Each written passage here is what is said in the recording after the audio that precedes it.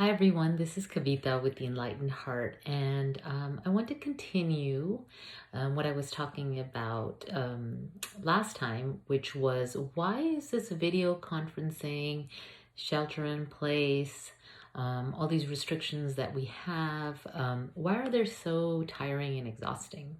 The last time I really focused on video conferencing, so if you haven't seen that video and you have been on video a lot and feeling a little tired or more tired than would make sense because you've been sitting all day, then I'm going to encourage you to check out that video.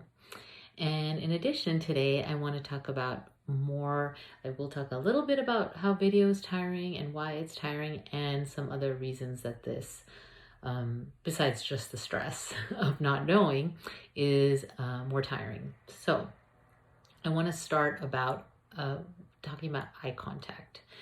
And so when we have a conversation with someone, we are able to take a few moments and look them in the eye. And so when you look someone in the eye, that creates a deep sense of connection.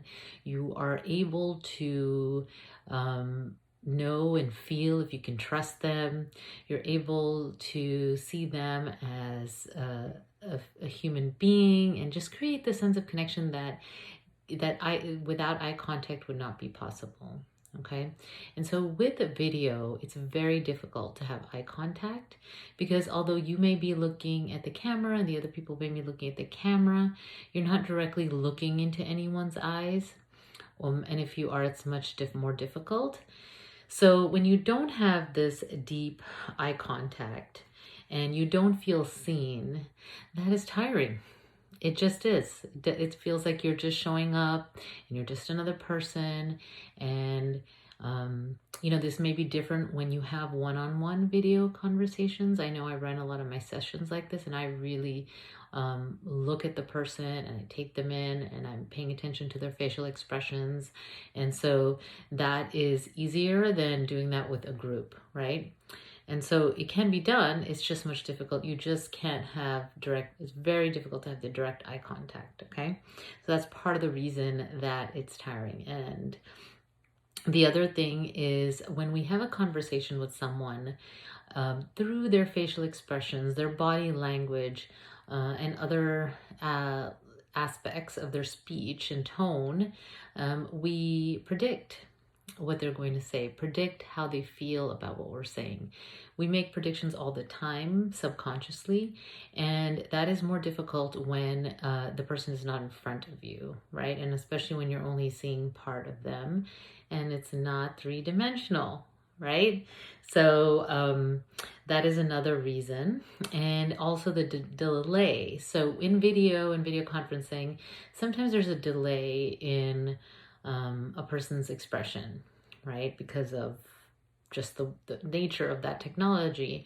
And so when that happens, that can create this kind of internal irritation and exhaustion of just constantly trying to catch up with the predictions, or our brains automatically doing that. And so when you're trying to predict based on video, or when you can't have the eye contact and you can't have that deep sense of connection, that can be exhausting. And the last thing I want to talk about is about true deep conversation. So true deep conversation happens at a deeper level in person than is often possible on video. So if you meet a friend out or a couple friends out for dinner or coffee, it's much easier for you to have a deeper conversation where you usually start with a small talk and then go create that sense of initial connection, like a reconnection, and then you go into what's happening and usually start with a surface level, and as you go deeper into the conversation, you go deeper and deeper into what's truly going on for the person. Now, in a coaching conversation, coaches are trained and therapists are trained to go deeper, right? And so, and the purpose of those conversations are to truly assess what's going on. We're in a social situation, that's not always the case, and most likely not the case. So our usual interactions follow that format that I went over.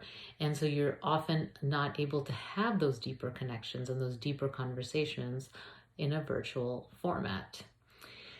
So these are just some of the things, just to review. It's the prediction that's not possible, the eye contact, and the true deep conversation. And so those are three of the things that are inhibiting the ability for the video conferencing to be as deep, and why there's some things that, it is really difficult to replicate unless replicate being in person, and also why it can be more exhausting than in-person interactions for some.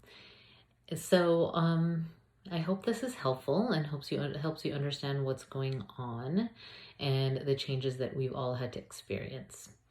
And this is Kavita with the Enlightened Heart. And if you haven't received my free guide, which is 5 Keys to Overcoming Overwhelm for Empaths and Highly Sensitive People, please go to my website, theenlightenedheart.pro, and you can go ahead and receive that guide and hopefully have some helpful tips for you in these difficult times.